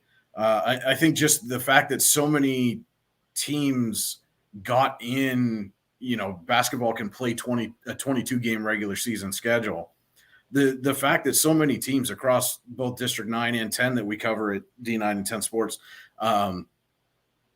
got in all 22 regular season games, especially working around all the cancellations and postponements and everything, was really a credit to all the athletic directors across all of those schools. Just phenomenal job by all of them to get those games rescheduled and get them all in such a short time. And with the schedule constantly changing, I thought was just, those guys and gals really are unsung heroes a lot of times. And I thought the job that they did throughout the winter season last year was just phenomenal. Yeah, the preparation it takes, at any level, whether it be professional, college, high school, these student athletes get into their routine, and it's been completely disrupted with all the postponements and cancellations, like you said. So it is, tough for them. It's a lot harder than a standard season. And I agree with you. Credit to all of them and the ADs for being able to make everything still function somehow. It's got to be just a nightmare with all, everything. So, and I do want to say, for me personally, one of my most favorite moments was in the fall. Andy and I were broadcasting the Harbor Creek at Warren football game. And, after 2020, where basically nobody was allowed in the stands, there was a point we were on the visitors bleachers doing our broadcast, and Harbor Creek was trying to come back, and they made a big play, and the fans quite a number of them had made the trip from Harbor Creek down here, just got so rowdy and riled up that they literally knocked our tripod over just from vibrating the bleachers. We had to catch a tripod. And, it's just one of those things that, until they're gone and they come back, you never know what you have until it's gone. And, right. Being able to get those fans back in and just have a moment like that where they're so excited, that it's knocking our equipment over. I mean, thankfully it didn't break, or else it probably wouldn't be so fun, but was just one of my favorite moments of the year. That's cool. Yeah. It's nice that through, all of the mess that's been going on, there has been some success locally by a lot of these athletes and teams. So it has, kind of clouds the negative shit that we've been, everybody's been dealing with, for the last, since March 2020. So it's cool that, the teams were able, the fans and the community can rally around them, and it has something to look forward to, instead of, like I said, all the negative stuff that's been happening. From a professional level, let's go to Sketty. Best moment. Professional level? Well, any level, actually. We don't have to limit it. I've only got a handful. Okay. I've only got a handful. This was rough because obviously none of my teams won anything. Right. Brady wins a Super Bowl. Can't stand that. There wasn't a lot of good that happened this year. So I think I'd have to say Phil winning the PGA. Even though I'm not a huge Phil guy, it was just kind of cool to see the old guy go in and come out with one against these young guns that everyone thinks are so special. So I really enjoyed that one. And then, again, there wasn't a lot going on. So from a personal perspective, I broke par for the first time in my life, which is, I'll never forget that. I became a scratch golfer for the first time in my life. So 2021 at least was a good golf year, despite all the rest of my teams not doing anything. We drafted Trey Lance. Woo. Let's go. Give that time, though. And it could be. It could be. Maybe when we're doing this segment in 2023, you might be saying something differently about the drafting of Trey Lance. Hey, he pulled his best Reggie Miller imitation in Madison Square Garden in the first round of the playoffs.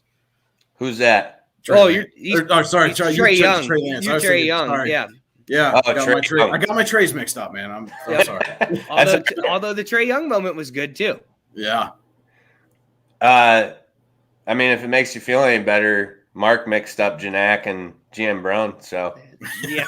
The only thing, unless he meant Cable, I don't know. Maybe he did win at Cable. I think I have no idea. Might have. We'll have to look into that. I have no idea. Yeah, I mean, if you say club championship to us, we're thinking Conowongo right away. Yeah. Which I will not participate in that, so it doesn't even matter to me. But there's a handicap. There's net. Yeah. You'd have a chance. Maybe one day I'll do that. I don't know. We'll see. But Brian. Yes. Personal, professional, anyway, best moments. We already talked about the local ones. So what about on the bigger stage? I mentioned Bob Nutting sucking the joy for baseball out of my soul, but correct. I thoroughly enjoyed the Will Craig play against the Cubs. That was, I've covered and umpired enough Little League games throughout my lifetime that just watching something like that happen at the major league level, and I use that term very loosely when I talk about the Pirates, it really just brought some of that joy for baseball back for me. So the misery of a guy who left the Pirates to play baseball in fucking Korea. Yeah. That brought you joy. Well, just watching that whole play unfold. I'm with you. I mean, it's kind of like a defining moment for what the Pirates have been for exactly a long time. So I get it. I had some fun with that play myself. I think on this show. Yeah. Actually, I'm pretty sure there was comments made about Will Craig and what happened there. Any other ones? So I mean, from a my team kind of perspective, there was a a point in time early in the season where Nick Sirianni just basically refused to run the football at any point in time. And Devontae Smith, their first round wide receiver pick, is very clearly watching an Alabama game. And he just tweets out, "Run the damn ball." And everybody on my timeline that's an Eagles fan, immediately they're tagging Sirianni, they're tagging the Eagles. Next, like 3 Eagles games, anytime he starts, getting pass happy, we're screenshotting the Devontae Smith tweet. So, and then but it took about 2 or 3 weeks, and then all of a sudden he started finally running the ball. So I don't know, maybe Devontae Smith knew what he was talking about. Message received. Yeah. Real quick before we get to mine, we got a couple comments I'm going to throw up here. Sketty, you'll like this one. All-time moment: Steve Young being drafted by the Bucs.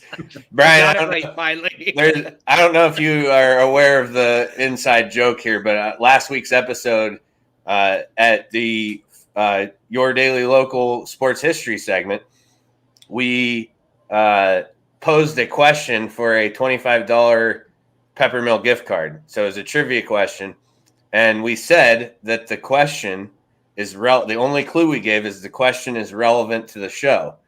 Well, Sketty formed the question because he is a 49ers fan. Down here, I have the Tampa Bay Bucs creamsicle helmet because that's my favorite helmet of any team ever in football. I just love that helmet. I think it's fantastic. They should wear it still.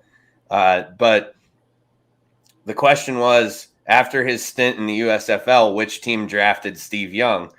And Darren put up 49ers, which was the trap we were hoping to get somebody to fall into. Right.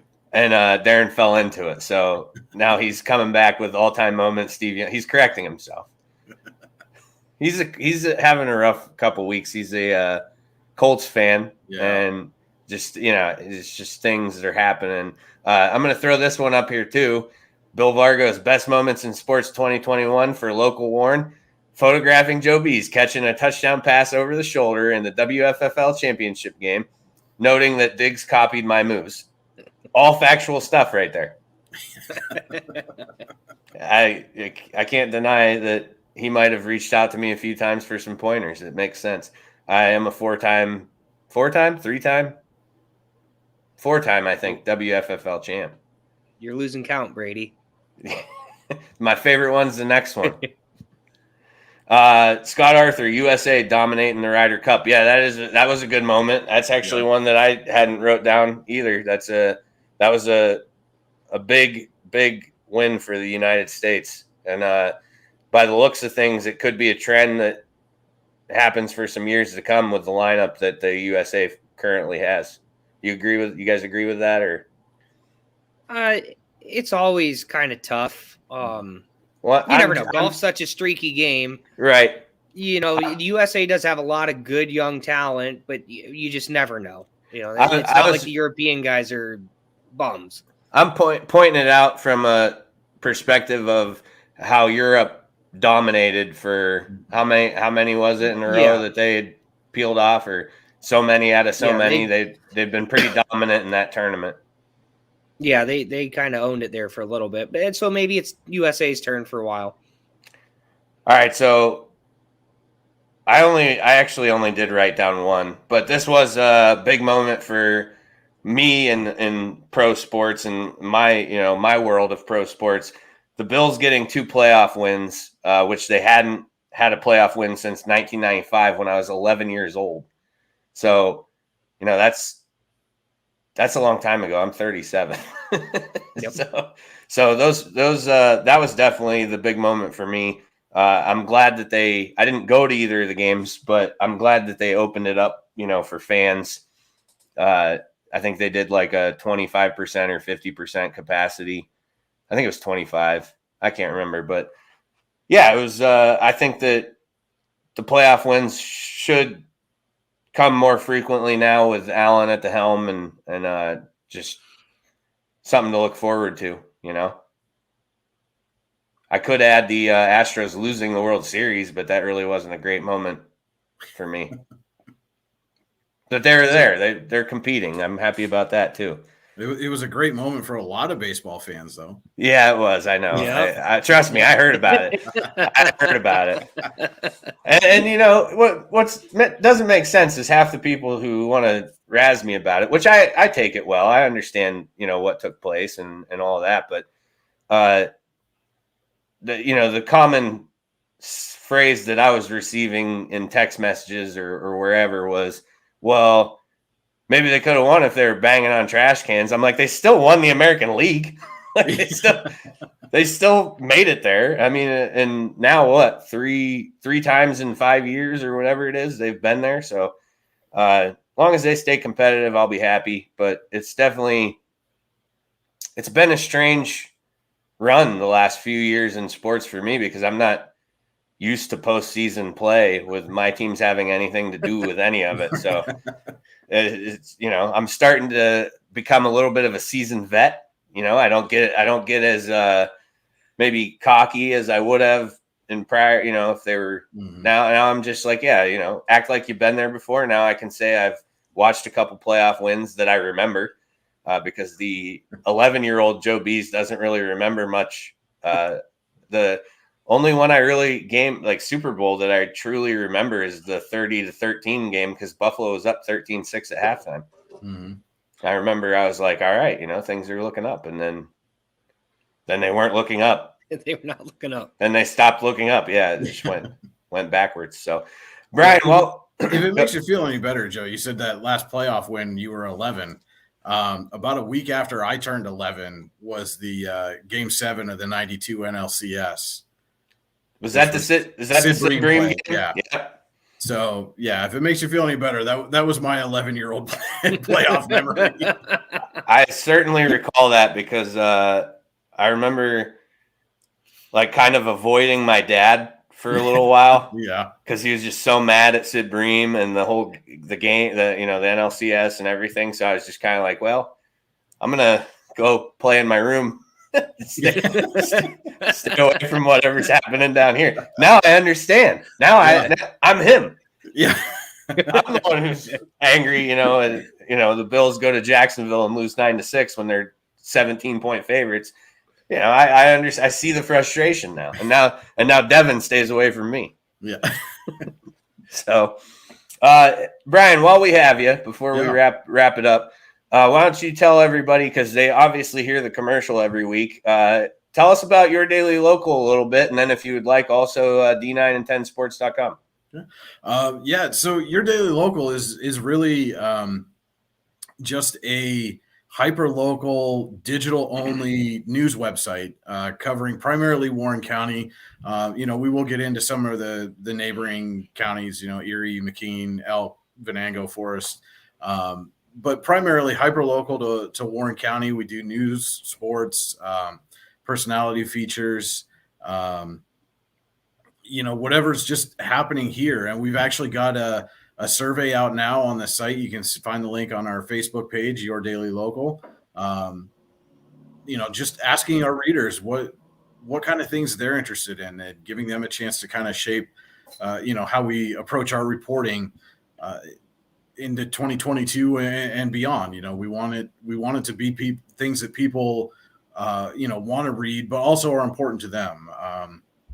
And like the commercial says, all of our content is available for free. We don't charge a subscription. We have an email list. If you want to sign up, great. If not, great. We just want you to come to the site. We want to help inform. And, one of our goals is to just keep people informed. And you can't do that if there's things blocking your access to the information, whether it be lack of availability, lack of access, just not having enough of it, whatever it is. We want to get people more involved. We want to help drive the discussion about what can make Warren County better. How can we turn this community back into one that really begins to thrive? And I think this show is a great example of that. We're doing our year in review this week, and I mentioned to you earlier, Joe, we did a feature on the Beehive Sports Podcast and on you, and that was one of our top read people stories of the year. So that'll be out tomorrow. That's awesome. but and again, these are the kind of things that we want to highlight too. People in the community doing good things, doing different things, doing things to try to raise, not only their profile, but the community's profile. So any way we can help people do that, we're all about it. And again, we'd love to get your input. If you go to our Facebook page or on the website, just look for that survey link, and we'll share it out again here right after the show. And, just answer a few questions and let us know. Are there things that we're missing? Are there things that we could be doing better? We're small, but we'll try to do, whatever we can to give the people the information that they want. And, as far as D9 and 10 Sports goes, I think the name is really pretty self-explanatory. We're covering everybody in District 9 and District 10. That's an 18-county region of northwestern, north central Pennsylvania, all high school sports all the time. We do obviously written recaps of every game that we can get access to results to every day. We do a lot of photos, audio stuff, video stuff. We do live streams of games all the time. For example, in the first 8 days of the winter sports season, we did 18 broadcasts. Wow. Involving 17 different schools. And then we covered another game that was a historic moment. A couple of the guys from Red Bank Valley scored their 1,000th point within about 2 minutes of each other in the same game. And our colleague Chris Rossetti was down there to cover that game. If you count that, we did 19 games in 8 days involving 18 different schools. That's incredible. So you guys are on the road, really pounding the pavement. We're trying to, and we try to get to as many different places as we can, get to as many different schools as we can. Andy Close was just down in Franklin earlier this week. We did pretty much every home football game for Eisenhower. We were all over District 9 throughout the football season as well.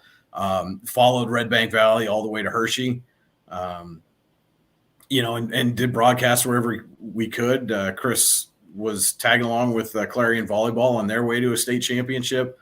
And we did audio broadcasts of their run. You get into the state playoffs, you run into some exclusivity with some of those schools and where you can't broadcast them. Yeah. So, but we can do audio broadcasts, and we'll do that where we can, when we can. And again, everything that we do, we're putting out there for free. We get sponsors for everything that we do. If people want to make donations, we gladly accept that as well. But again, there's no subscriptions. There's no, required signups or anything to access our content. And again, that's just the way we think it should be. We've been doing this long enough between the four of us who own the sites, more than 70 years of experience as journalists. And, we're trying to give the best product to as many people as we can, and we figure by doing that, eventually the businesses will take a look and say, hey, that's a site, that's a live stream, that's something that I want to put my name and be associated with as well. So I know you've been a big supporter of what we're doing at both sites, and we certainly appreciate that. And we're happy to be a supporter of yours as well. Well, yeah. And that's, that's what, going back to Your Daily Local specifically, I mean, D9 and 10 Sports, I was definitely happy to do that when we, made the discussion or had the discussion and talked about exchanging some advertising and helping each other out and being supportive of one another. I was happy to do that. And then when you brought Your Daily Local into it, when we switched the ad there not too long ago, and I don't, if I ask you something that you don't want to answer, Brian, because I'm not trying to get any names dragged through the mud or anything like that, but and not like I think the best way to put it is I'm not drawing a line in the sand saying you got to be a supporter of one or the other, but I felt like I know some changes were made with the Times Observer ownership and such, and with that, Your Daily Local kind of popped up shortly thereafter. Is that correct? Yeah. So, it was funny. We're talking about top moments of 2021. And, I think just the fact that we had moments to talk about was one of the top moments for me, because I was sitting at the news desk on March 12th when March Madness was canceled. The NHL went on pause. The NBA went on pause. The PIAA canceled the remainder of its winter championships. And that was really one of those holy shit moments. Yeah. And sitting at the news desk, and all of a sudden all of this came in, and all of it came in within hours of each other. And I think I just put a big cancel as the headline for the next day, which was appropriately Friday the 13th, I thought. And it wasn't long after that Andy and I were furloughed and then ultimately let go in their reorganization there. And, he and I had talked many times in the previous years about, maybe we need to start a website or something. Chris Rossetti, our other partner, had been involved with the creation of D9sports.com. And we thought, hey, there's a place here for something like that in District 10. And then, Chris kind of went through the same thing we did. And so ultimately we all got together and said, look, you've got all the stuff in District 9. We've got enough of these, the contacts and things in District 10. Let's put them together. And that's, D9 and 10 Sports. And, as we're making this discussion, it's like, well, we don't know if there's going to be a season come August. So we said, in the meantime, obviously the newsroom here in Warren, it was down to two people, and I'm not going to ever take anything away or take pot shots at those guys. I think Brian Ferry and Josh Cotton are phenomenal reporters. I agree with that. I have a good relationship with both those guys too, just from working with the city police and having to talk to them about various things.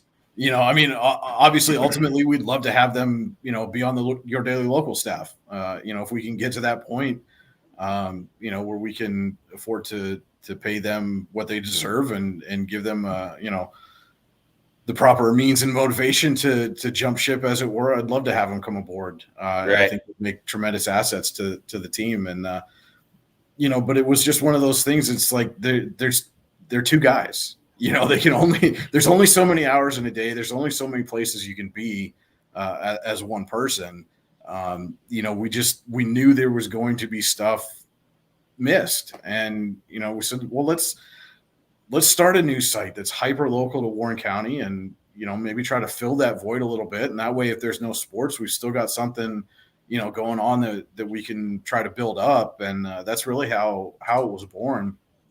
And the response overall has just been tremendous. We can't thank everybody enough, for all the support, all the encouragement, right. And the criticism too. We'll take that, because, you like I said about those girls playing down in Tampa, you're not going to get better unless you push yourself. And, that's why we're asking reader opinions about things. We want to know, where can we be better? And we're going to strive to be better every year. Yeah. I just from, we're at episode 41 today. From episode 1 to 41, I've had a lot of people, make comments to me, positive and negative, like, hey, this happened, or talk about this more, or talk about this less, or do, just stuff like that. And I try to take all that in, and I don't take it personal. Like, you just want to, use that feedback to try and make the show better. And I think each week we seem to be getting more views and more, stuff like that. So it's, I think all of that stuff collectively has worked for us, here on the podcast. But, no, I and that's what I was saying, was one of the reasons why I wanted to push the Your Daily Local thing. I was really excited to do that, was because I don't think that I still occasionally run into people who, if I mention Your Daily Local, they're like, well, what's that? And again, no diss to the Times Observer, but my response is typically, it's a news site that you don't have to buy a subscription to read the articles. So again, like I said, no disrespect to them, but that's the difference between the two of them at this point. You see people on the Times Observer Facebook page always kind of saying stuff like that. And it's like, well, if you click this link here, you can read the same story written by somebody different. And it doesn't charge you to read it. So, No, yeah, Brian, thanks for coming on. Thanks for always supporting us. I'm excited to read the thing tomorrow with the top stories of 2021. I think it's cool that we made it in there. Pretty proud of that, actually. Yeah. So, well, again, it just goes to show, Joe. People are paying attention. They're interested in what you got going on here, and like you said, you're steadily growing. I don't see anything but big things coming for you guys in 2022. I appreciate that, and we're hoping for the same thing for sure. Yep. I never would have thought, honestly. Like, I think I kind of told you this from the get-go. It started out with me standing right here. Mm-hmm. I didn't even sit down. I just had a mic set up, and I just was talking. And I couldn't tell you how many times I went like 5 minutes into a segment and said something stupid or misspoke or lost my train of thought, pause, stop, delete, doing it again. and now we're at the point where it's live and I don't even have the option to do that. So it's just like, yeah, it's cool. Like, it's something I'm pretty proud of. So just the way it's all started out and yeah, like you said, that people are paying attention. I mean, I have people reaching out to me who are interested in, sponsorship, or they have questions about, different things. And there's even on Facebook a couple groups I'm in that are, share your podcast stuff. And I don't put too much on there because a lot of it's like subscribe for a subscribe. And right. Like, just like, I want people to like the content, not give me a like or a subscription on YouTube because it betters the numbers. Like, the content is what gets you listeners and say fans, but I think a lot of people come on here just to talk shit to us, which I like that too.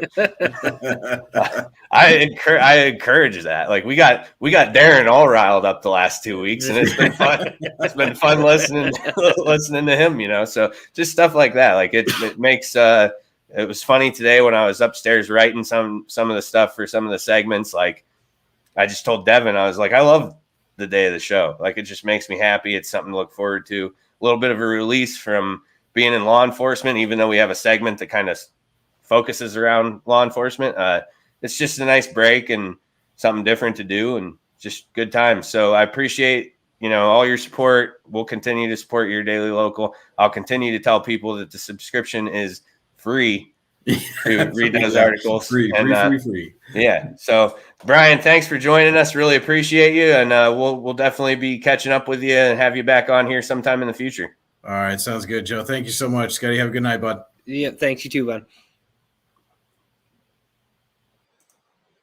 So that wraps us up. That went a little longer than I thought it was going to, but that was good. I'm not a time constraint guy, especially because this is the saddest week in the NFL. When there's no Thursday night football, that means it's coming to a close here pretty quick. It is sad. Riley's very excited about it, though. that means I go to bed on time. I don't have to stay up and watch the game. Yeah. All right. That's going to do it for episode 41. Happy New Year, everybody listening. All you guys, really appreciate you. Give a shout out to the sponsors: Swing Juice, Napoli's Pizza, YourDailyLocal.com, free subscriptions, free articles, Mean Sales and Service, Jones Pest Control, Blue Line Auto, and the Me, Myself, and Rye podcast. If you're sticking with us, we'll be back on live in about 5 minutes to give you a quick 3-bagger for NFL Week 17. Yep. Yeah, because there's 18 now. Yeah, so just weird. Just weird. It is weird. So yeah, we'll be back on live here in about 5 minutes to go through our picks for the week. If we don't hear from you or see you, we'll obviously be same time, same day next week. It's becoming kind of the staple day. That'll last until men's night starts, and then we're gonna have to switch. We're gonna have to switch her up. But we've got to do something. We gotta switch her up. Yep. Everybody have a great and safe New Year's Eve. Call for a cab. Don't drink and drive. Yep. Be safe. Love you guys.